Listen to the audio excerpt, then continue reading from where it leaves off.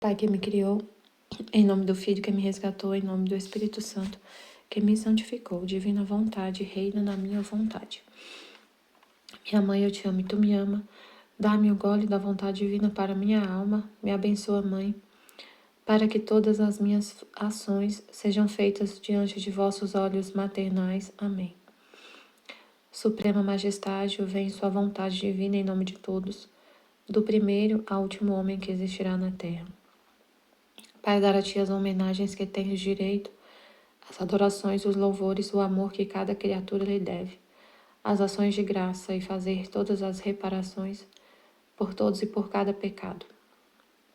Venho, Senhor, na tua divina vontade, dou-te a minha vontade humana, por meio do Imaculado Coração de Maria, que possui todos os dons e os frutos da divina vontade. Dai-me, Senhor, a tua divina vontade. Vem, divina vontade, nesta ação que estou a fazer e em todas as ações que eu farei durante este dia. Amém, Fiat. Vinde, Espírito Santo, vinde por meio da poderosa intercessão do Imaculado Coração de Maria, vossa amadíssima esposa e nossa mãe. Amém. Vinde, Espírito Santo, vinde por meio da poderosa intercessão do Imaculado Coração de Maria, vossa amadíssima esposa e nossa mãe. Amém. Vinde, Espírito Santo, vinde por meio da poderosa intercessão do Imaculado Coração de Maria, vossa amadíssima esposa e nossa mãe. Amém. Livro do Céu, volume 6, 17 de outubro de 1904. Partilha do estudo 58 da Escola da Divina Vontade. Para encontrar a divindade, deve-se agir unido com a humanidade de Cristo, com sua própria vontade.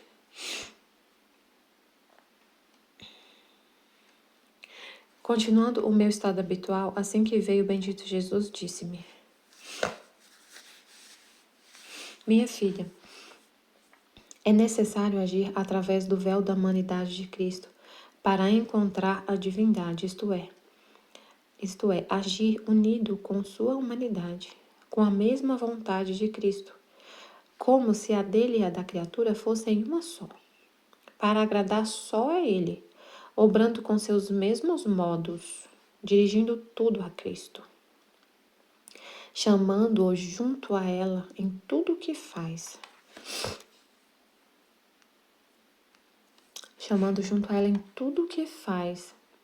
Como se ele mesmo devesse fazer suas mesmas ações. Fazendo assim, a alma se encontra em contínuo contato com Deus.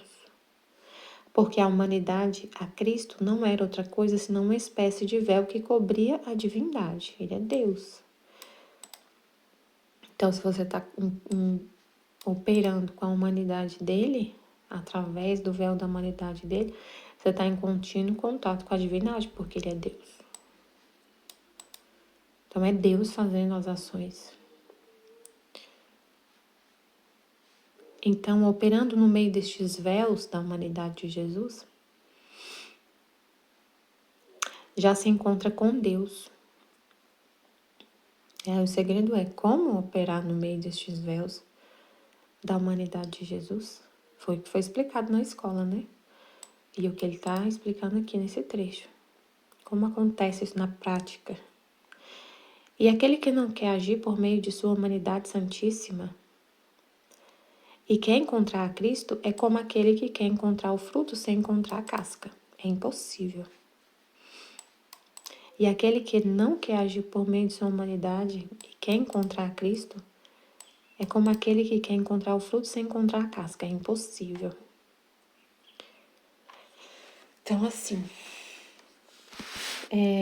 antes de ler esse trecho na escola, né, Jesus já estava falando isso. E aí esse trecho veio para selar, assim, tudo que já estava sendo falado antes, né? Que viver na vontade divina, Jesus estava explicando, que viver na vontade divina já é estar unido com a vontade de Deus o tempo todo. E aí falando lá sobre o ato domínio, né? Quando a gente tem esse autodomínio nas situações que a gente vive, tudo que estava sendo falado, né? Eu tô tentando relembrar aqui o que estava sendo falado, mas era isso. Esse autodomínio não vem de nós mesmos, da própria criatura, de nós mesmos. Quando acontece uma coisa e você fica em paz e se domina, esse domínio não vem de você. E também você não tem que, quando acontece uma situação, você ligar o botão tipo assim, ligar um botão para acionar o modo divino e ficar em paz. Acionar o modo paz, acionar o modo... Não é assim. Você já está unida com Deus. A sua vontade já é uma com a dele. Já está sublimado, assim. Então, quando acontece uma coisa, tudo que acontece já é Deus agindo, é Deus e você virou uma só pessoa. Então, não tem, assim, que ficar desesperado na hora que acontece uma coisa assim, agora eu vou chamar Jesus, Jesus vem aqui agora, eu tô precisando. Não é assim. Não é que Jesus não está longe de você. E aí, em certos momentos, você chama quando precisa. Não é assim. Não é assim. Porque aí você viveria de forma interrupta, né? Teria interrupções. E não é assim. A santidade divina não é assim. Não tem interrupção. É vida. É vida. Não tem interrupção. Porque senão seria viver fazendo a vontade de Deus. Seria viver fazendo a vontade de Deus. Aí quando você precisa, você chama ele. E você fica, aí você vive numa consciência assim de que Deus está longe. Está longe. Aí você foi lá, conversou com ele, recebeu as ordens dele e foi embora. E ele ficou. Aí você está lá, fazendo a vontade dele de acordo com o que ele fala, com as leis, com os mandamentos. Aí quando acontece uma situação de perigo, de sofrimento ou alguma coisa que você não sabe, aí você chama ele, Jesus, vem aqui agora, eu tô precisando, volta. Aí você volta lá, fala com ele. Ele te acalma e você volta, deixa ele lá e volta. É quando a gente pensa que Jesus está lá quando a gente vive assim. Ele está lá na igreja e você está na sua casa. Aí quando você está desesperado, precisa falar com ele, você vai lá na igreja. Tem que ir na igreja, porque você não consegue encontrar ele dentro do seu coração.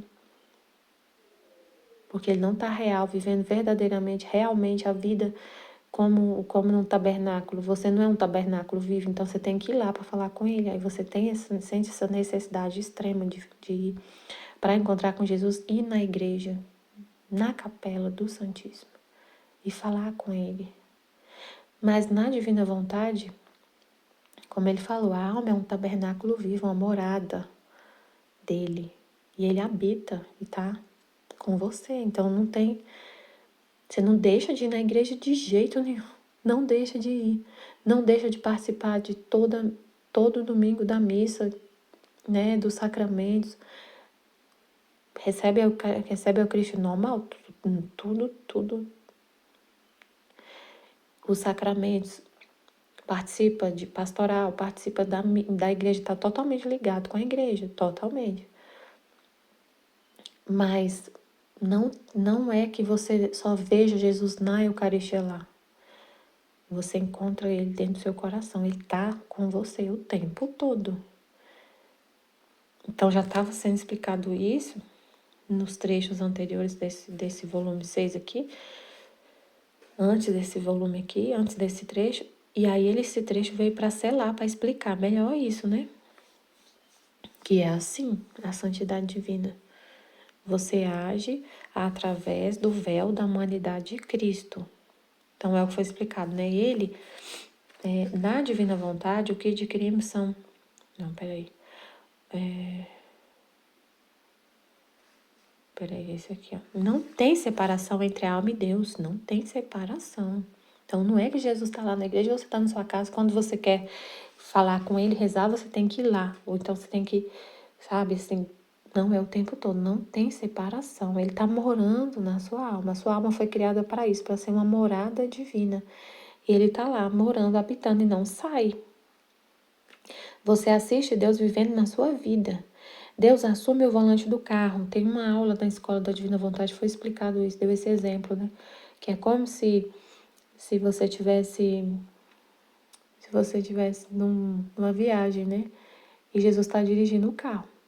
Ele que está dirigindo. E ele leva você para onde ele quer. Você dá como se o carro fosse a sua alma, sua humanidade, sua vida, sua alma. E aí você dá o controle para Deus da sua vida. E ele leva para onde ele quer. Você confia plenamente nele e dá o controle, o domínio para ele. Ele vai onde ele quer. E você vai junto com ele. Sabendo o que ele está fazendo, conversando com ele, em contato com ele, em tudo. Às vezes ele passa em caminhos, assim, em estradas assim que você vê uma paisagem feia, né? Assim, fedida, como foi falado, fedido. Mas você tá junto com ele ali e entendendo o que ele tá fazendo. E você vai junto com ele. É quando a gente tá assistindo, por exemplo, um vídeo, uma notícia de abuso infantil ou de abuso no casamento, que eu tava ouvindo agora. Meu Deus, que situação que acontece nos casamentos, nos matrimônios, na parte da sexualidade. Que dor. Eu tava ouvindo um vídeo lá do Lucas Scullet, acho que é assim que fala. Esqueci o nome dele. Aí acabou e começou a passar outro vídeo, o podcast. Aí a mulher falando que que ela atendeu uma pessoa, acho que ela é eu acho que ela é psicóloga. E a mulher falou assim: doutora, eu vou morrer de pneumonia se eu não separar do meu marido. Aí ela falou: como assim? Vai morrer de pneumonia se você não separar? O que tem a ver, né?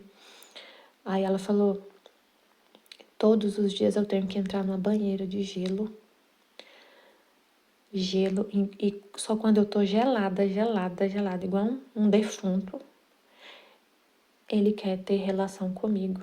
Só assim. Então, todos os dias. Gente, meu Deus do céu. Jesus amado. Aí você vê isso, é o sofrimento de Jesus ali. Você tá sofrendo junto com ele, ouvindo junto com ele, ouvindo com os ouvidos dele. Ele tá ouvindo com o seu ouvido. Sofrendo. Ele tá compartilhando as penas dele com você, dessa situação. Aí ela falou que enquanto ela não tá gelada, como um cadáver, ele não tem desejo por ela. E nisso ela tá ficando doente, né, com pneumonia, e vai morrer. Ela falou: eu vou morrer, doutora. Meu Deus, que tristeza. Por que ele faz isso? Porque ele tem fantasias com necrofilia. Na verdade, ele tem desejo, ele deve ficar vendo vídeos de, não sei, deve ser isso, de pornografia com necrofilia. E aí ele só sente desejo assim. Aí ele usa a esposa dele como se ela tivesse morta. Misericórdia, Senhor. Meu Pai do céu. Aí você passa por esses caminhos e é Jesus que está dirigindo tudo. E você sabe, aí você fala: Senhor, aqui tá terrível, vai ter um propósito. Fica comigo, me faz companhia minhas penas. Porque ele vê tudo isso e está sofrendo por tudo isso. Aí você faz companhia para ele e repara, né? Vivendo um casamento, vivendo no seu casamento uma sexualidade de acordo com a vontade de Deus. Do jeito que Deus pensou. De acordo com o plano de Deus. E aí você repara. E aí aí você tem a intenção, né, de viver o seu casamento da forma santa para reparar todos esses, que são muitos. Todas essas perversidades. Então é complicado. Meu Deus. Então é isso, Jesus dirige o carro, né? E às vezes eu passo por esses caminhos escuros. E você não se opõe. Não fala: não, Jesus, não vou ver isso não. Não, vou tirar daqui agora. Não, eu senti no coração que era para eu ouvir. E ouvir, né? E sempre tem um propósito de reparação, de impetrar o perdão para essas almas, como ele falou no trecho de hoje. A alma que vive na vontade divina se coloca ante a justiça e impetra o perdão para todos. Né? A gente pede a luz, vivendo na vontade divina, fazendo os atos opostos, a gente pede a luz para todos, que todos se convertam, que todos se santifiquem, que todos sejam alcançados para viver na vontade divina e viver esse plano de Deus, né? A gente Meu Deus, misericórdia, Senhor. A gente reza, leva essa situação, leva a gente a rezar pela aquela mulher que está sofrendo tanto. E pedir luz para que o homem se converta e se arrependa desse ato tão horrível, tão impuro, tão horrível. Pede, Senhor, manda a luz, manda o que for necessário, né? Para ele se converter, se arrepender desse horror. Ele acorde. Geralmente, o que Jesus fala, como que a alma acorda quando está nesse pecado? É o castigo, sofrimento, cruz. Então, manda, Senhor, o que for preciso. Então, não tem que acionar um botão. Deus e você já estão fundidos, não tem separação. Porque na vontade divina, você age através dos véus da humanidade de Jesus. Que é o que ele fala nesse trecho, né? Deve-se agir através do véu da humanidade de Cristo. Como isso acontece? Tem que entender a vida de Jesus. Porque ele falou aqui, né? É necessário agir através do véu da humanidade de Cristo para encontrar a divindade. Para encontrar a divindade, é necessário agir com a humanidade de Jesus. Então, não tem como encontrar Deus se não for por meio de Cristo. Ele é o caminho, a verdade e a vida. Ele é o caminho para o Pai. Não tem outra forma. Todo mundo que alcança o Pai é por meio de Jesus. Todo mundo. Não tem outra forma. Jesus é o caminho. Não tem outro caminho para chegar ao Pai, para chegar ao divino, para chegar a Deus. É pela humanidade de Jesus. É por meio de Jesus. Ele é o intermediador entre nós e o Pai, e Deus, e o divino. É o humano e o divino. Ele é o caminho, não tem outro. Com a mesma vontade, então deve-se agir com a mesma vontade de Cristo, que é a divina. Como se a dele e a da criatura fossem uma só. Então não tem mais a sua vontade e a de Deus, tem que ser a dele só. E a sua e a dele a mesma. Para agradar só a ele. Então, se ele quer te mostrar essa notícia, você vê. Só para agradar ele. Só para agradar ele. Obrando com seus mesmos modos. Jesus não fugia das situações dos pecados, assim. Ele não pecou, lógico que não. Mas, assim, ele não fugia dos pecadores. Ele não deixava de... Ele não fugia dos pecadores. Ele rejeitava o pecado. Mas ele não rejeitava os pecadores, ele não rejeitava as pessoas. Ele reparava tudo, né? Então, assim, tem que obrando com seus modos. Como que a gente vai obrar com os modos de Jesus? Tem que conhecer como que ele agia nas situações. E aí o livro da Valtorta vem assim, meu Deus, esplêndido. É uma coisa incrível, é maravilhoso para poder obrar com a humanidade de Cristo, saber como que ele agia, como que ele pensava. Tá lá no livro da Valtorta. Um exemplo, assim, uma estante, assim, uma vitrine cheia de informações, como se tivesse assim, um filme da vida de Jesus para você conhecer ele. Meu Deus, e a vida íntima da Maria Cecília Bage. E o livro do céu, então tem material assim disponível, tem que estudar, tem que ter amor, né? Muito amor, para poder ter esse martírio da atenção, de largar tudo para poder entender Jesus. Largar tudo. Não que você vai deixar a sua vida e não vai cuidar da sua família, não é isso. Não vai cuidar do mesmo jeito. Cuidar até melhor. Até melhor. Mas, nossa. Aí ele falou, né? Jesus falou no...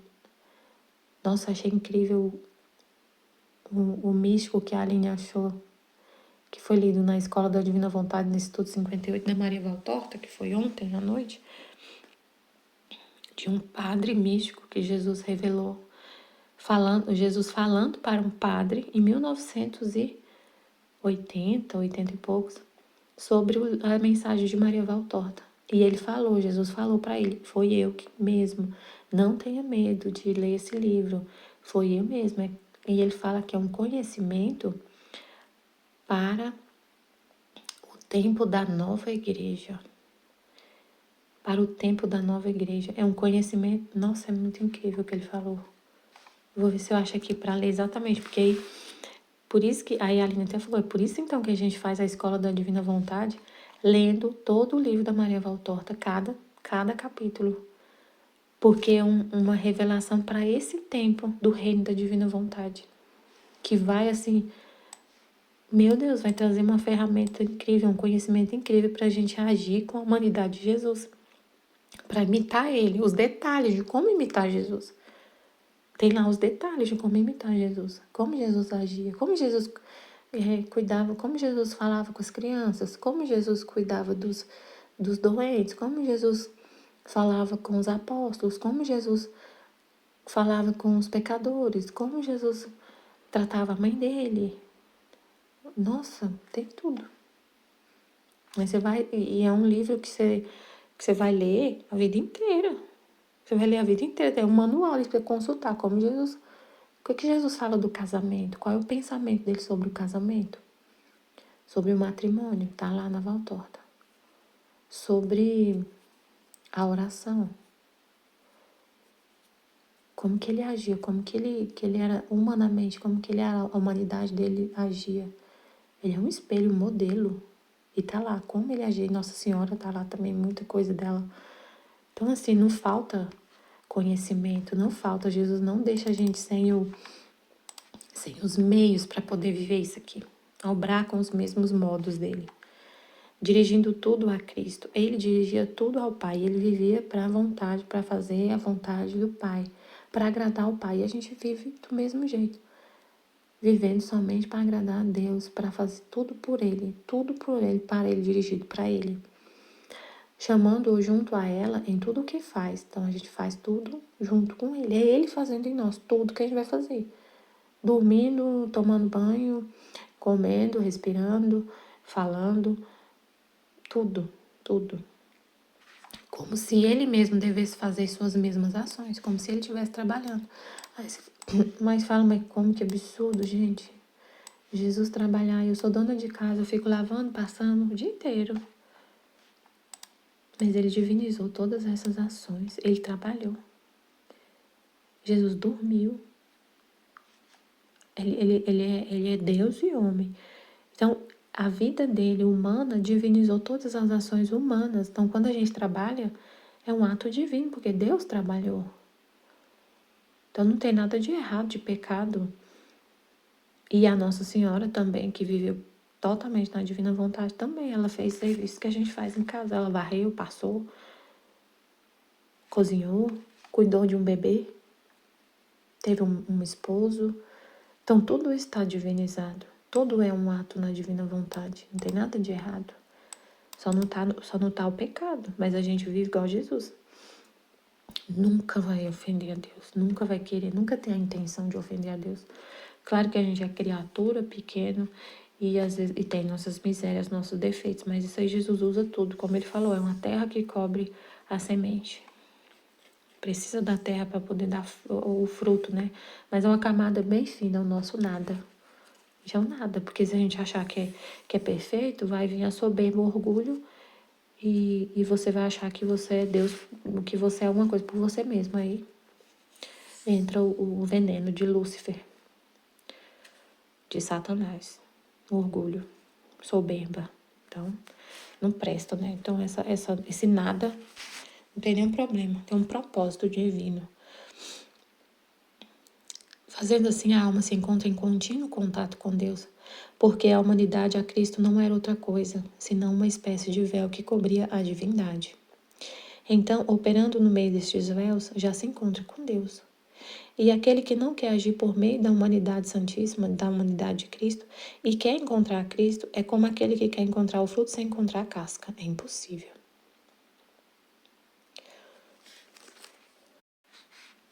Então ele fala aqui, ele falou na escola, a vida de Jesus foi amar o Pai e fazer a vontade do Pai. Então a gente vive assim, imitando Jesus, né? Mesma coisa, fazer a vontade do Pai. Amar o Pai, fazer a vontade do Pai. E entender como foi a vida de Jesus com a Valtorta, a vida íntima. Viver como Jesus viveu os relacionamentos dele na Terra. Então a gente vê isso muito na Valtorta. Viver nos reflexos da vida humana de Jesus, o máximo que a gente puder. O máximo que a gente puder. Imitar Jesus, e isso aí vai passar pelo conhecimento. E Jesus vem, né? Ajudar ele que tá em nós, então. Ele vai guiando a gente. Ele é o que tá dirigindo o carro, né? Você deu o controle para ele, o comando para ele. Mas a gente não tem que ficar assim ignorante. Ah, Jesus vai vir então, vem divina vontade, reina na minha vontade, e eu não tenho que entender nada. É Jesus que vai fazer. Não é assim. A gente tem inteligência, né? Inteligência. Então ele quer. É nas potências da nossa alma que tudo acontece, na inteligência, memória e vontade. A gente usa essas potências para viver a santidade divina. Então a gente estuda a vida de Jesus, entende, estuda, contempla, compreende. É maravilhoso, meu Deus, estudar a vida dele, entender.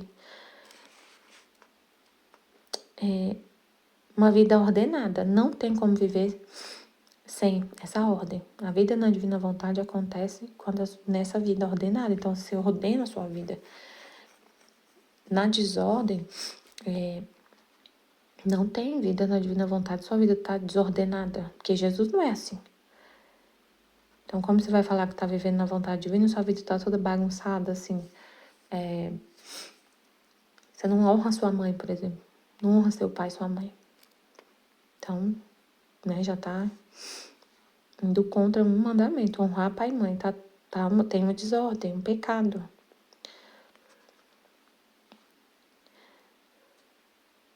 Eu estava lendo... e aqui interessante, foi falado. A vida, se vivemos na ordem, tudo o que acontece é puro, divino. Se a gente está na ordem certinho, honrando nossa mãe. Por exemplo, como a Aline deu o exemplo da mãe dela. Cuidando da mãe dela, a mãe dela tá doente na casa dela. Ela tá fazendo o que tem que ser feito. Leva a mãe dela ao médico, faz os exercícios com a mãe dela, lá da mente, dá o remédio na hora certinha, cuida, né? E tá tudo na ordem. E tudo que acontecer, mesmo ela fez tudo que tinha que ser feito, ó, ao alcance dela, tudo que tinha que ser feito. Mas a mãe dela continua agitada, continua, não consegue dormir, ou acontece alguma coisa, continua sofrendo, falando que tá sofrendo. Isso não é uma coisa assim, porque a Aline não vai ficar sentindo culpada, porque isso é justiça, é consequência da minha negligência. Por isso que ela tá assim, ela tá agitada, porque eu não dei o remédio para ela. Não, isso é cruz. Isso é a divina vontade. Tudo que vai acontecer, todas as consequências, tudo que está acontecendo, é puro, é santo, é divino, tem um propósito. Né? Agora, quando a pessoa está no pecado, se a gente vive na desordem, o que acontecer será consequência dos nossos pecados, da nossa desordem. Então, ela, não vou dar remédio para minha mãe, ou então eu vou dar muito remédio para minha mãe, para ela ficar apagada e eu conseguir viver minha vida tranquila. Então, eu vou entupir ela de remédio, aí a mãe dela passa mal, vai para o hospital, tem que ficar internada na UTI. Isso é uma coisa, uma consequência, uma circunstância da divina vontade desejada? Não. É consequência da negligência. E aí veio a justiça. Quando a gente age na vontade humana e a vontade e amarra as mãos de Deus, e é a divina vontade permissiva que age, vem sempre justiça. Então, mas quando você está na ordem certinho, o que acontece é puro, divino, tem um propósito. Então é importante entender isso. Viver na desordem, o que está acontecendo é consequência do seu pecado, da sua negligência, dos seus atos que você está usando sua vontade humana. O controle não está sendo de Jesus. Você que está dirigindo e você quer que ele fique lá no banco de trás do carro caladinho, quietinho, sem dar uma opinião. Aí vai ter consequência. Você vai entrar numa estrada perigosa, vai capotar o carro. Então, mas se vivemos na desordem, o que acontece será a consequência dos nossos pecados. É Deus que te dá sabedoria, força, amor, paz, se você tá com ele, né? Ele vai te instruindo e a sua ação vai ser, o que você vai fazer vai ser com a sabedoria dele, mas é porque ele tá dirigindo, ele que tá dominando. Então é Ele que está vivendo. A divina vontade vai trazer benefícios universais através da sua vida. Quando você vive na ordem da divina vontade, tudo que você faz traz benefício para o mundo inteiro, igual a situação da mãe da Aline, ela está cuidando dela. Esses atos que ela está fazendo é uma reparação.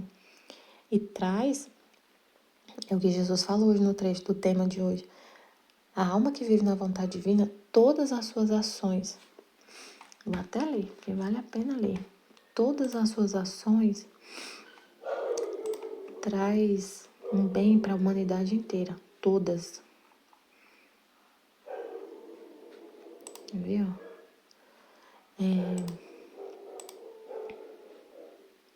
As almas que vivem minha vontade são as mais imediatas à minha humanidade, e fazendo-se delas porque a elas as dei, podem apresentar-se investidas delas, como outro eu mesmo, diante da divindade, e desarmar a justiça divina e impetrar resgate de perdão para as pervertidas criaturas. Elas, vivendo em minha vontade, vivem em mim, e como eu vivo em todos, também elas vivem em todos e em favor de todos. Essas almas vivem em favor de todos. Então, todos esses atos que a pessoa faz traz um bem para a humanidade inteira. Vivem livres no ar como sóis, e suas orações, seus atos, as reparações e tudo o que fazem são como raios que descem delas em favor de todos. Tá vendo? Jesus confirmando aqui. Então, tudo que a pessoa faz, o sono da pessoa está em favor de todos, está trazendo bem, impetrando perdão para todas as criaturas pervertidas. Seus atos dão o ato de cuidar da sua mãe na divina vontade, da forma como Deus quer, honrando a sua mãe do jeito que Deus quer que você honre, não do seu jeito, não com sua vontade, mas com a vontade de Deus. Todas as suas ações e orações, porque você vê sua mãe sofrendo, você reza, te leva a rezar. E você reza para todos, não só para sua mãe. Você sabe que aquele bem que é Deus cuidando dela, o seu desejo é que Deus cuide de todos. Seus atos, as reparações, tudo o que fazem são como raios que descem delas em favor de todos. Os seus atos trazem bem. Mas os atos humanos, feitos na vontade humana, quando a criatura amarra as mãos de Deus e a vontade de Deus é a permissiva, o que isso gera? Não gera bem universal. Gera mal, traz justiça, consequência de pecado. Às vezes para a humanidade toda. Um ato na vontade humana afeta milhões de pessoas. Quando um governante, por exemplo, está agindo na vontade humana dele e decreta alguma coisa, uma regra, vai impactar na vida de milhões de pessoas. Um decreto de guerra, por exemplo. Quantas pessoas são impactadas? O mundo inteiro. Porque o Israel está lá em guerra. Israel está em guerra. Afeta o mundo inteiro. Afeta várias pessoas. A Rússia está em guerra. Afeta várias pessoas. Então, o ato de uma pessoa na vontade humana afeta muita gente. Não afeta só a pessoa. O pecado da pessoa não afeta só ela. Afeta várias pessoas. Deus tem que ficar castigando, corrigindo o tempo todo. Quando a pessoa vem da vontade humana. O que vem é castigo, correção, justiça. Porque a mão de Deus está amarrada. Na divina vontade, tudo é bem, reparação, até sua respiração. Então, é por isso que fala, né? Quando a igreja fala que todo mundo está em pecado, peca até dormindo. Mas é porque está na vontade humana. Se a gente está na vontade humana, realmente, tudo tá o tempo todo. Você sai da confissão e já tá sentindo assim, tô pecando. Por quê? Porque você está na vontade humana. E o pecado, aí Jesus fala, o que é o pecado? É um ato oposto à vontade de Deus. Então, você está agindo com a sua vontade, você está o tempo todo em oposição à vontade de Deus. É por isso que a gente fala que está o tempo todo em pecado. Por causa disso, da vontade humana. Mas aí, se você vive na vontade divina, sua respiração, seu sono é reparação. Porque agora é a vontade divina que está agindo, não é a humana. Não tem mais oposição à vontade de Deus. Tem uma união, uma consumação. É bem diferente. Quando há um sofrimento na vida de uma pessoa que está na vontade divina, não é castigo, não é consequência de pecado. É Deus tá compartilhando as dores dele com você. Então, a Aline, por exemplo, tá lá sofrendo com a mãe dela, que tá com depressão. É a dor de Deus em relação, é o que Deus está sofrendo com a humanidade, com as outras criaturas, com muitas criaturas que estão. Às vezes a mãe dela, ela fala que a mãe dela fica falando coisas absurdas. É o que Deus ouve das almas. Então ele está compartilhando o sofrimento dele com ela. Então não é um castigo. É a vida divina. É você viver a vida de Deus. É o que Deus está sofrendo. Viver o que ele está sofrendo. Então não é um castigo. Um abraço de Deus, um amor. Ele compartilhando as penas dele com você. É uma graça. É uma graça. Aí Jesus fala, tem um trecho que ele fala assim, que do coração dele partem 2 flechas. Deixa eu ver se eu acho esse trecho. Que ele fala sobre isso. Que do coração dele partem 2 flechas. Uma para as almas, para os... Deixa eu ler aqui. Exatamente o que ele fala. É no volume 6:6. Ele fala assim. É no trecho que fala assim: não há beleza igual ao sofrer somente por Deus. No meu íntimo, eu fiquei impressionada com o que tinha escrito acima, como se não estivesse conforme a verdade. Por isso, assim que vi o bendito Jesus, disse: Senhor, o que escrevi não está bem. Como pode ser tudo isso só o sofrer? Porque no trecho anterior ela falou: enquanto se é nada, pode ser tudo. Como? Sofrendo. Enquanto se é nada, se pode ser tudo, mas em que modo? Torna-se tudo com sofrimento. Sofrer faz com que a alma se torne pontífice, sacerdote, rei, príncipe, ministro, juiz, advogado, reparador, protetor, defensor. E como o verdadeiro sofrer é o sofrer querido por Deus em nós, se a alma se une em tudo a seu querer, aceita nesse sofrimento, sabe que é a vontade de Deus, esta união, unida ao sofrer, faz que a alma impere sobre a justiça, sobre a misericórdia de Deus, sobre os homens e sobre todas as coisas.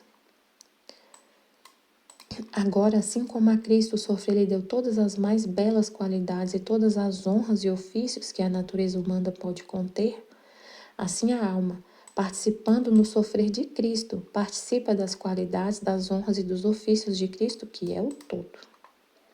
Aí ela estava admirada. Aí Jesus falou: minha filha, não te admires, porque não há beleza que iguale ao sofrer só pelo amor de Deus. Não há beleza que iguale ao sofrer só por amor a Deus. Aí foi o que ele falou: de mim partem continuamente duas flechas. Uma do meu coração, que é de amor e fere a todos aqueles que estão no meu regaço, isto é, que estão na minha graça. E esta flecha produz chagas, mortifica, irrita, aflige, atrai, revela, consola. E continua minha paixão e redenção naqueles que estão em meu colo. Então é isso. Então, para quem está no colo de Jesus, está vivendo com ele, tem sofrimento, mas tem outro significado desse sofrimento. É uma flecha que sai do coração dele, é um amor, é amor. E produz chagas, né? A gente sofre. Mortifica, irrita, aflige, atrai, revela, consola. É a continuação da paixão dele, redenção. Olha só. É isso que estava falando aqui. Quando acontece sofrimento na vida de quem está na divina vontade, não é consequência de pecado, não é castigo. É uma flecha que sai do coração de Jesus, é Ele compartilhando as penas dele, é Ele continuando a paixão e redenção na sua humanidade. Agora, para os outros. Agora, a outra parte de meu trono, ele falou duas flechas, a outra sai do trono dele, a outra parte do meu trono, e eu a confio aos anjos,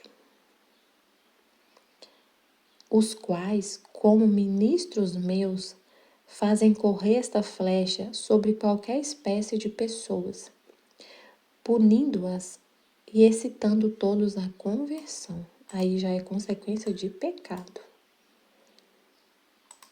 E ele confia aos anjos, não sai do coração dele, sai do trono dele. E aos anjos, ele confia aos anjos, os quais, como ministros meus, fazem correr esta flecha sobre qualquer espécie de pessoas, e pune sofrimento, consequência de pecado. Mas é para excitar todos à conversão, é para trazer o sofrimento para a pessoa acordar, é um chamado para a pessoa acordar e voltar para o caminho correto. Então é isso, aí foi o que ele falou, agir através da humanidade dele.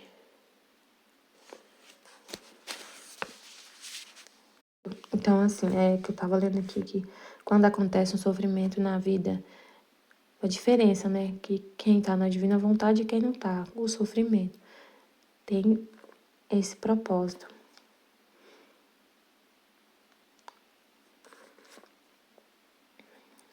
Aí, volume 676. Agora, volume 676, 20 de outubro de 1904. Vê sacerdotes que se mordem entre eles. Esta manhã me encontrei fora de mim mesma, no meio de uma rua onde estavam muitos cachorrinhos que se mordiam uns aos outros. E no princípio desta rua, um religioso que os via morder-se. Os ouvia e se impressionava, porque via naturalmente. E os cachorrinhos diziam-lhe, sem aprofundar e analisar bem as coisas, e sem uma luz sobrenatural, que lhes fizesse conhecer a verdade. Enquanto via isto, ouvi uma voz que dizia: todos estes são sacerdotes que se mordem entre eles. E aquele religioso que, vendo os sacerdotes morderem-se entre eles, parecia que era o visitador.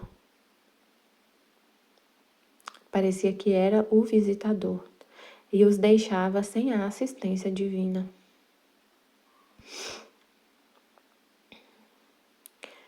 Então ela se encontrou fora dela mesma, no meio de uma rua, onde estavam muitos cachorrinhos que se mordiam uns aos outros. Esses cachorrinhos eram sacerdotes que se mordiam uns aos outros.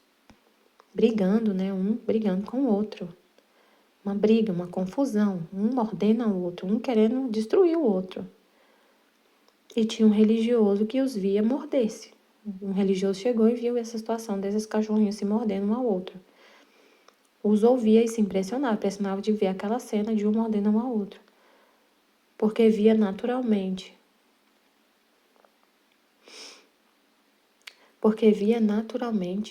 Sem uma luz sobrenatural.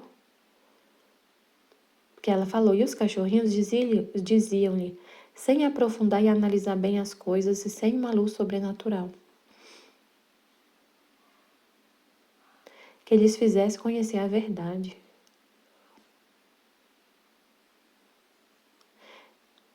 Nossa, meu Deus, é um mistério esse trecho. Peraí. Esse sacerdote, esse religioso, chegou e viu essa situação.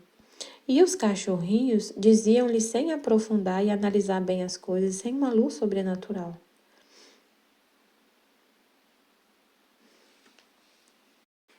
Eles não tinham, o que foi falado na escola, que foi explicado, né? Eles não tinham consciência que estavam mordendo uns aos outros, que estavam fazendo mal.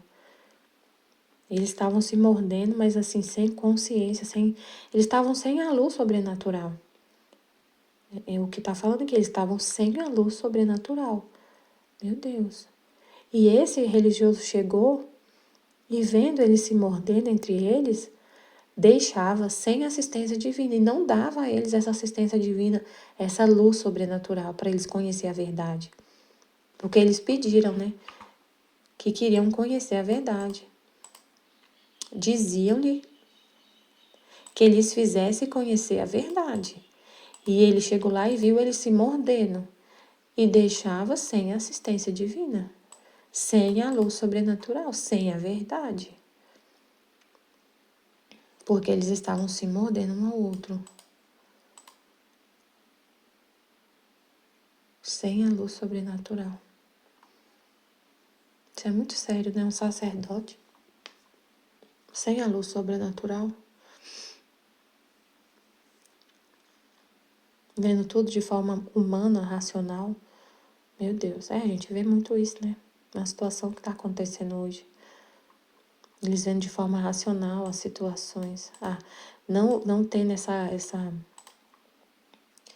assistência divina, essa verdade, essa luz sobrenatural, mas vivendo muito no humano. Não todos, né? Graças a Deus tem uns ainda.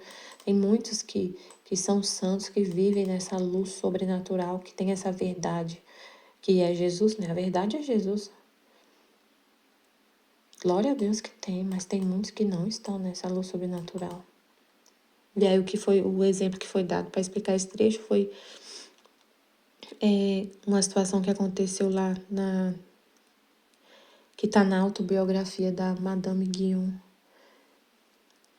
que os monges chegaram na cidade lá dela e dizendo que estavam em obediência ao bispo e proibia as pessoas de rezar. E queimavam os livros de oração e falavam que só os sacerdotes, só os religiosos, os consagrados podiam rezar. E aí o povo, né, a senhorinha questionando, como assim eu vou ficar sem rezar? Como eu vou ficar sem rezar se a oração é minha força para suportar uma situação difícil lá no meu casamento? E aí eles chamaram o bispo e o bispo falou, não falei nada disso. Então, assim, totalmente confuso. Um mordendo o outro, Meu Deus. E eles falaram, foi o bispo que falou, estou em obediência ao bispo. Sem faziam essa maldade, essa situação, falando que é o bispo, nem estava entendendo direito o que estava acontecendo, mas estava fazendo. E o bispo vai e nega tudo. Meu Deus.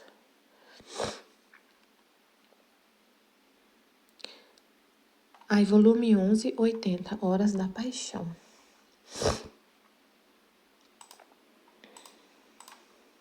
Valor das horas da paixão e recompensa que dará àqueles que as farão. Outubro de 1914. Eu estava escrevendo as horas da paixão e pensava entre mim, quantos sacrifícios para escrever estas benditas horas da paixão, especialmente por ter que pôr no papel certos atos internos que só entre eu e Jesus passaram. Qual será a recompensa que ele me dará por isso, né? Por esse sacrifício? E Jesus, fazendo-me ouvir sua voz terna e doce, disse-me, minha filha, como recompensa por teres escrito as horas da minha paixão, por cada palavra que escreveste, dar-te-ei um beijo e uma alma. Por cada palavra que escreveste, dar-te-ei um beijo e uma alma. Porque ele está nas horas, o que ele fez na paixão, né? Foi para resgatar almas, salvar almas. Foi isso que ele fez na paixão.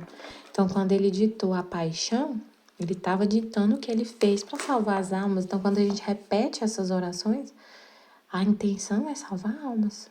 Então, ele dá uma alma. Então, toda vez que ele fala das horas da paixão, ele fala disso. Como se ele tivesse, quando a gente faz as horas da paixão, que é o que ele vai falar aqui, unido com a vontade dele, que é salvar almas, é como se ele estivesse vivendo naquele momento a paixão, revivendo. E ela, meu amor, isto é para mim, e para aqueles que o fizerem, que lhe darás? Que lhes dará? E Jesus disse, se as fizerdes juntamente comigo, então, agindo por meio da humanidade dele, né? Se a pessoa está vivendo na vontade divina e fazendo essas horas com a própria vontade dele, o que ele queria naquele momento que ele estava sofrendo? Salvar, redimir, resgatar, santificar. Então, se a gente está com essa vontade também, a mesma vontade, que é o mesmo que ele quer, o mesmo desejo dele, por que ele sofreu? Qual era a vontade dele quando ele estava sofrendo? Salvação. Ele é o Redentor. Então, se a gente tem a mesma vontade dele, faz essas orações com essa mesma vontade de salvar, por cada palavra que proferires, dar-vos-ei também uma alma. porque toda a maior ou menor eficácia destas horas da minha paixão está na maior ou menor união que comigo tendes, enquanto mais unido com ele, vivendo na vontade dele em tudo, né? Como ele falou, agindo através da humanidade dele, e com essa mesma vontade, e fazendo-as com a minha vontade, a criatura se esconde em meu querer. Ela se esconde em meu querer, se esconde na divina vontade, com a mesma vontade de Deus. Você quer o mesmo que ele quer quando ele sofreu, quando ele viveu essa situação. Você quer o mesmo que ele quer, né? Ele estava sofrendo e ele queria algo com esse sofrimento. Você quer o mesmo que ele, você se esconde nessa vontade dele. E agindo o meu querer, posso fazer todos os bens que quero, mesmo por meio de uma só palavra. E isto cada vez que as façam. Então, um exemplo aqui. Vou pegar o livro da Paixão e vou ler um pedacinho do que Jesus falou. Deixa eu ver aqui Na 10ª hora, Jesus é apresentado a Anás. Das 2 às 3 da madrugada. Deixa eu ver aqui uma coisa que Jesus falou. Essa hora bem pequenininha. Jesus fica sempre comigo, doce mãe, sigamos Jesus juntos. Meu Jesus, sentinela divina, vigiando-me no teu coração, e não desejando permanecer sozinho, sem mim, tu me despertas e faz-me estar contigo na casa de Anás. Já te encontras naquela altura em que Anás te interroga acerca da tua doutrina e sobre os teus discípulos, e tu, ó Jesus, para defender a glória do Pai, abre a tua sacratíssima boca, e com voz sonora e decorosa respondes: eu falei em público, e todos aqueles que estão aqui me ouviram. As tuas palavras tão dignas todos tremeram, mas a perversidade é tanta que um servo, querendo honrar Anás, aproxima-se de ti, e com a mão fechada dá-te um soco, tão forte que te faz cambalear e empalidecer o teu santíssimo rosto. Agora compreendo, minha doce vida, por que me acordaste. Tu tinhas razão. Quem devia sustentar-te neste momento em que estás prestes a desfalecer? Os teus inimigos irrompem em gargalhadas satânicas, assobios e palmas, aplaudindo um ato tão injusto, e tu, cambaleando, não tem em quem apoiar-te. Então, nessa hora aqui, Jesus está querendo um apoio, reparação, companhia das penas que ele está sofrendo. Então, você vem fazer essa hora com essa intenção. Meu Jesus, abraço-te, aliás, quero servir-te de apoio com o meu ser. Então, você faz isso que ele tá falando aqui, com a mesma intenção. Essas horas saem do coração dele. Aí, você não vem aqui, vou fazer essa hora aqui, Senhor, e eu ofereço essa hora para poder resolver a situação do meu esposo aqui em casa, para ele arrumar um emprego. Não é assim. Aí você não tá fazendo com a vontade de Deus. Ele tá falando aqui de fazer companhia para ele, de um apoio, de reparação, e você quer um emprego pro seu esposo. Então não tá com a mesma vontade. Você tá com a cabeça em outro lugar, com a intenção em outra coisa. Não é com a intenção que tá escrito aqui. Meu Jesus, abraço-te, aliás, quero servir-te de apoio com o meu ser. Ofereço-te a minha face com coragem, pronta a suportar qualquer sofrimento por amor a ti. Então você está falando aqui, você está lendo aqui, Senhor, estou pronta a aceitar qualquer sofrimento por amor a ti, mas a sua intenção é, Senhor, tira de mim essa situação. Senhor, eu estou aqui diante de ti, fazendo essas horas para o Senhor tirar de mim essa situação, para livrar dessa situação. Traz para ele um emprego. Imagina que união que ia ter aqui. Você está falando uma coisa, está no seu coração, tem outra. Você está falando, Senhor, estou pronta a servir-te, a sofrer o que o Senhor quiser. E o que está acontecendo é o que Ele quer, e você aceita. Você está vivendo em comunhão, em correspondendo ao que você está lendo, ao que você está falando. É uma coisa que não é da boca para fora. Não é da boca para fora, porque aí vem, você lê aqui nas 24 horas da paixão. Ofereço-te a minha face com coragem, pronta a suportar qualquer sofrimento por amor a ti. Você falou isso, né? Aí passa 2 segundos, seu esposo vem e fala, Tô desempregado. Ai, meu Deus, sai daqui, Senhor. Meu Pai do céu, ajuda, Senhor. Tira de mim essa situação, Senhor. Eu vou voltar lá, porque eu rezei, mas não deu certo, não. Porque olha a situação que tá acontecendo. Ué, mas então você nem prestou atenção no que você tá lendo? Não foi por amor que você falou, não foi com amor verdadeiro. Você falou, estou pronta a suportar qualquer sofrimento por amor a ti. Aí vem o sofrimento, você rejeita. Aí vem uma doença, Senhor, me cura, Senhor, não suporto essa situação, me cura, Senhor. Tira de mim essa situação, meu Pai. Uai, que oração é essa? Que verdade que tem nisso. Tenho compaixão de ti por este ultraje, e contigo reparo a timidez de inúmeras almas que facilmente se desanimam, né? Vem uma situação de sofrimento, se desanima. Ah, não vou ler mais, não tá adiantando. Não tá adiantando ler as 24 horas da paixão. Toda hora é um sofrimento. Então facilmente se desanimam. Reparo-te por todos aqueles que por medo não dizem a verdade, pela falta de respeito devido aos sacerdotes e pelas murmurações. Então, aí a gente lê aqui, repara-te por todos aqueles que por medo não dizem a verdade.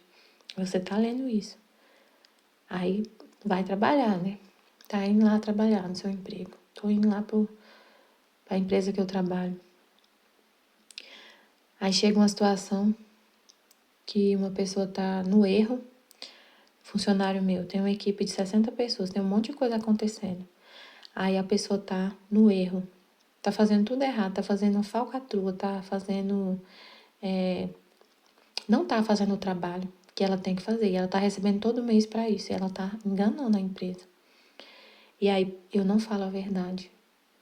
Eu tinha que falar, chamar a pessoa e falar, fulano, tá acontecendo isso, isso, aquilo, eu entendi. Tô vendo aqui no sistema que você não tá trabalhando. O que tá acontecendo? Ah, tô assim, assim, assado. Então, ó, você tem até semana que vem para me entregar isso aqui. Eu vou sair de férias e quando eu voltar, isso aqui tem que estar pronto. Esse é o certo fazer. E foi o que você leu aqui. Foi o que você falou para Jesus.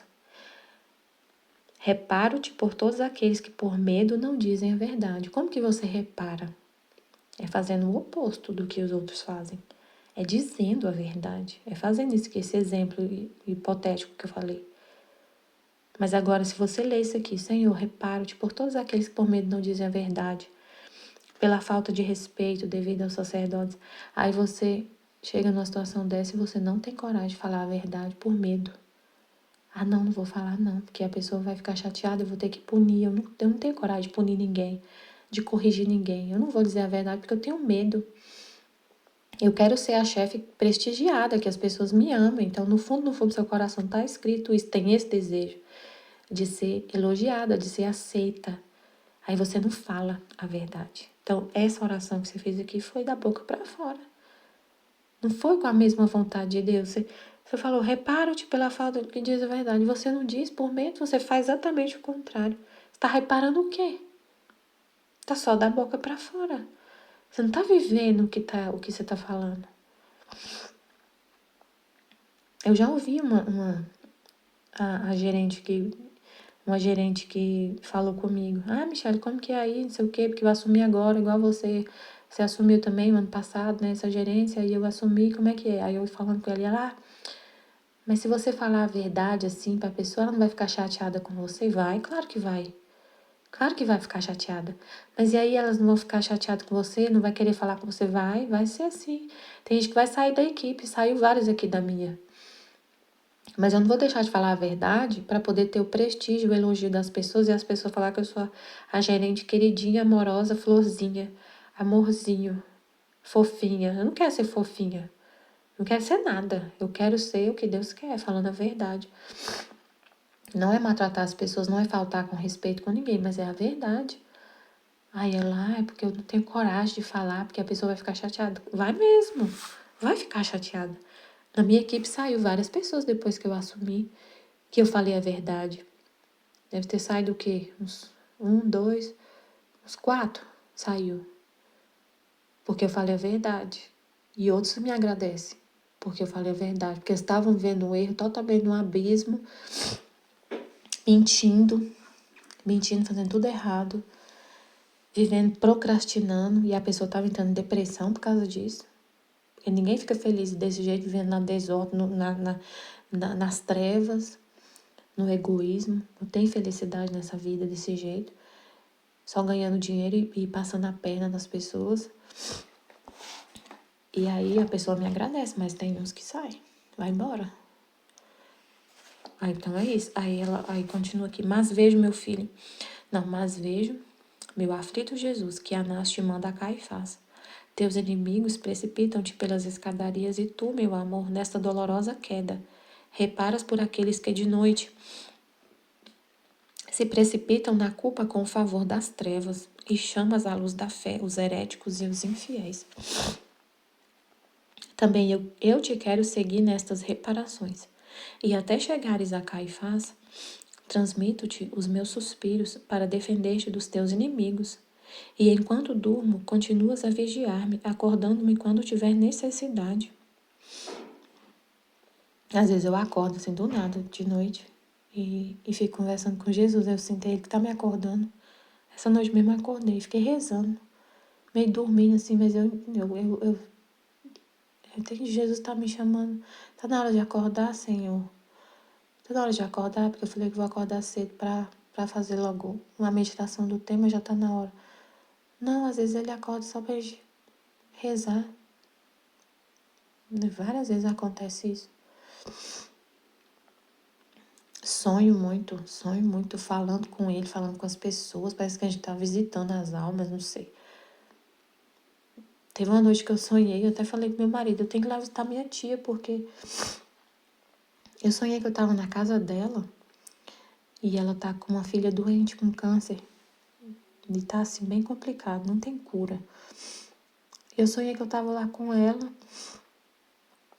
conversando com ela e falando com ela sobre a cruz, falando que era para ela aceitar, levando essa luz para ela. Eu conversei um monte com ela, falando da cruz para ela. Não lembro o que eu falei, mas eu falei um monte de coisa. E ela concordando com tudo, eu tava mostrando para ela, com os olhos de Deus, aquela situação que ela tava vivendo, que a filha dela tava lá doente e o filho dela tá doente. Ela tá com 2 filhos com câncer, 2, a minha tia, irmã da minha mãe. Um tá melhor, graças a Deus, mas a outra tá com câncer no cérebro. Então não tem cura. E eu conversando com ela, falando um monte de coisa, eu tenho que ir lá visitar minha tia. Eu tava conversando com ela no sonho, eu vou lá. Várias coisas. Muito sonho. Eu sonho muito e conversando com as pessoas. Conversando com as pessoas. Que ela falou aqui do sono, né, de noite.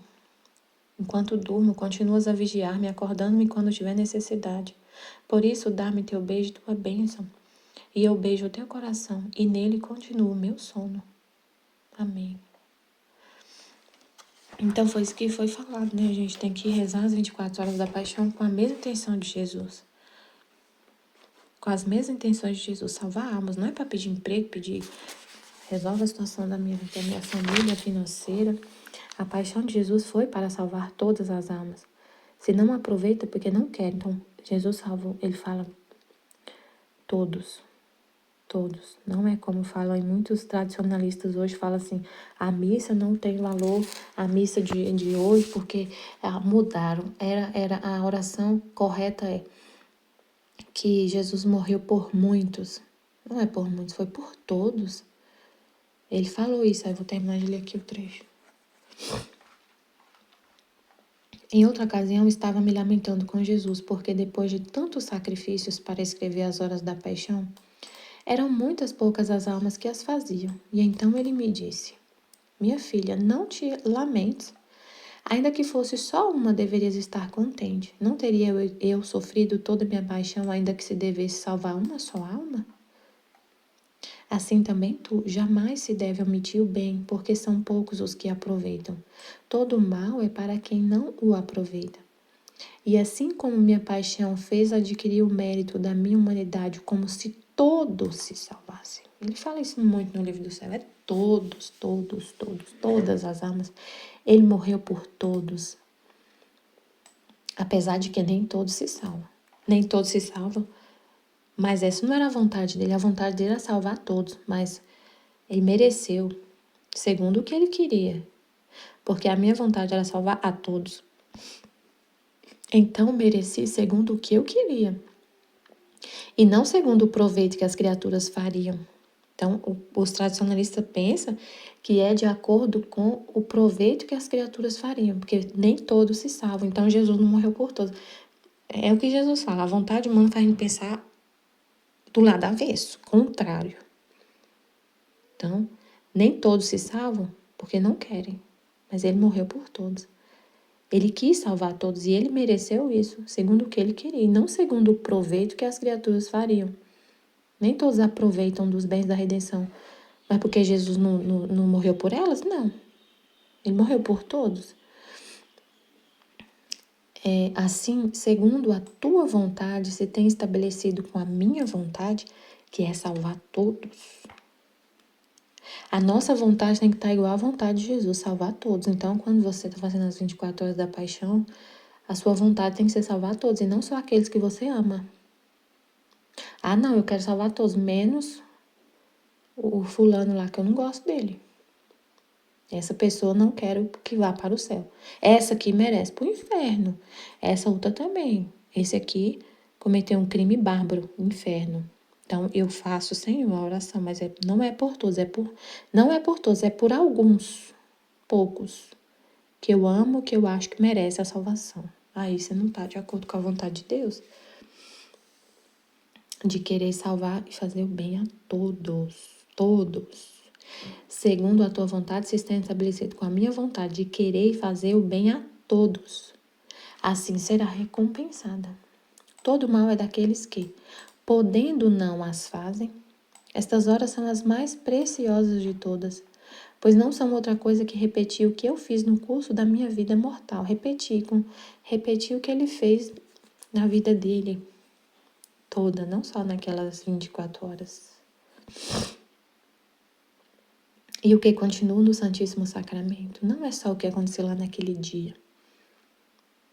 Ele sofreu a vida inteira e continua sofrendo no Santíssimo Sacramento. Continua a vida dele no Santíssimo Sacramento. Então a gente repete a vida dele. Quando escuto estas horas de minha paixão, escuto minha mesma voz, minhas mesmas orações. Vejo minha vontade nessa alma, a qual é de querer o bem de todos e de reparar por todos. Eu me sinto transportado a morar nela para poder fazer nela o que ela faz. Então ele vem viver a paixão em você. Não é só palavras. É o que ele falou das flechas que saem do coração dele. Ele continua a paixão dele nas almas que estão no colo dele. Não é só palavras. Você vive a paixão dele. Ele vive em você. Oh, quanto queria que, embora fosse uma só, por região fizesse estas horas de minha paixão. Eu ouviria a mim mesma em todos os lugares, e a minha justiça nesses tempos tão indignada ficaria em parte aplacada. É muito importante, né, as horas da paixão. Mas como foi falado, a gente às vezes não tem que ler esse texto e ficar sentindo culpa porque a gente não está conseguindo fazer as horas da paixão todo dia. Porque a gente fica muito focado em ler todo o livro do céu, né? E a gente vive a paixão. Como eu falei, eu li aquele pedacinho lá. Eu quero reparar aquelas almas tímidas que não falam a verdade. Às vezes você não está fazendo as 24 horas da paixão lendo aquilo, mas você está vivendo aquilo. Vivendo aquela situação, vivendo aquilo que está lá escrito. Vivendo a paixão, falando a verdade como Jesus falava, ele falava a verdade. E ele está vivendo em você está deixando ele morar em você e fazer e viver isso que ele viveu. Então, claro que a gente não deixa de fazer, quando der, sempre faça. Faça quando puder, mas Jesus entende a nossa rotina, né? Às vezes não dá para fazer todo dia. Acrescento que um dia estava fazendo a hora quando a Mãe Celestial deu sepultura a Jesus. E eu a seguia para lhe fazer companhia em sua amarga desolação, para compadecê-la. Nossa, foi uma desolação. Lê lá na Valtorta como que foi essa parte da vida de Nossa Senhora. Que desolação, meu Deus. Quando ela foi sepultar Jesus. Meu Deus. E todo mundo falando que ele não ressuscitava, só ela acreditava na ressurreição. Meu Deus, foi muito forte aquele momento. Não tinha o costume de fazer esta hora. Só algumas vezes. E estava indecisa se a devia fazer ou não. E Jesus, todo o amor, e como se me rogasse isso, me disse: minha filha, não quero que a negligencies. Fala-as por amor de mim em honra da minha mãe. Ela sofreu demais nessa hora, meu Deus. Então, para honrar ela, faça essa hora.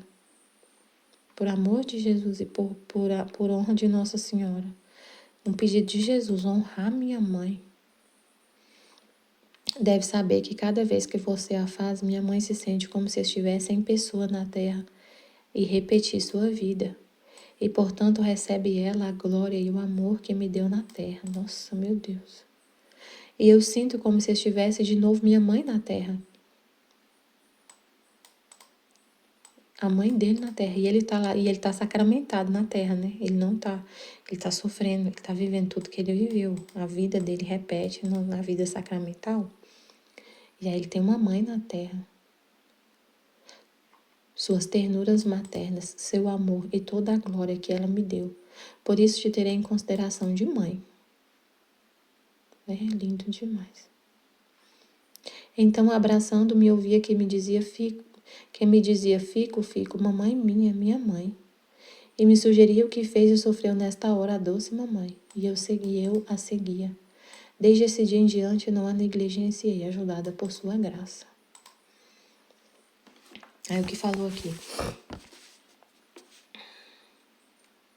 Então, já a paixão de Jesus foi por todos. Tradicionalistas afirmam que está errado, né? Que, na verdade, ele morreu por muitos. É o contrário. Muitos não aproveitam. Mas a vontade dele era morrer por todos. E ele mereceu isso. A salvação para todos, mas nem todos aproveitam. Tem um monte de gente em desespero por causa da missa em latim, que vão para o inferno por causa da missa. Não sei em latim. Eles falam que por causa disso, a missa que é válida é só em latim. Por causa que mudou a oração e que a gente, na verdade, não está recebendo a Eucaristia, que é um sacrilégio, que é uma idolatria. Que está em pecado mortal quem não assiste a missa tridentina, quem está assistindo a missa após 1969, Concílio Vaticano II. Então, quantas pessoas estão no inferno? Para eles é isso. Então, tem muita gente desesperada, procurando onde tem missa em latim. E é difícil achar. Meu Deus, como que a pessoa consegue dormir falando umas coisas dessas? E aí, mas aí por quê? Como Jesus falou, por que ele permite isso? Que aconteça isso, porque tudo que acontece tem uma permissão de Deus, tem uma vontade ali permissiva de Deus. Então, por que Jesus permite isso? E aquela situação lá dos livros de oração sendo queimado? Porque a perseguição prova que é coisa de Deus. Porque o inimigo usa essas pessoas para perseguir, para matar, roubar, destruir o que é de Deus, o que é divino. Então, se tá com uma perseguição muito grande, porque ali é de Deus. É o inimigo perseguindo. Então, isso prova. São pessoas usadas pelo demônio para atacar o que é mais santo, a Eucaristia, a missa, a oração, os sacramentos. Se o demônio está perseguindo é porque é de Deus. Então, é uma prova para a gente que é de Deus. E a Bíblia avisa, Deus deixou claro na Bíblia. Tem falsos profetas. Então já está avisado, né? A Bíblia tem aviso sobre falsos profetas. Eles estão perseguindo a igreja, perseguindo Jesus. Perseguindo Jesus. Igual Jesus foi perseguido e morto pelos judeus. Eles estão perseguindo Jesus, crucificando a igreja. Crucificando a igreja. O corpo místico de Cristo. Assim como perseguindo Jesus, está perseguindo a igreja, que é o corpo místico dele. É isso. Amém. Fiat Jesus, eu confio em vós. Amém.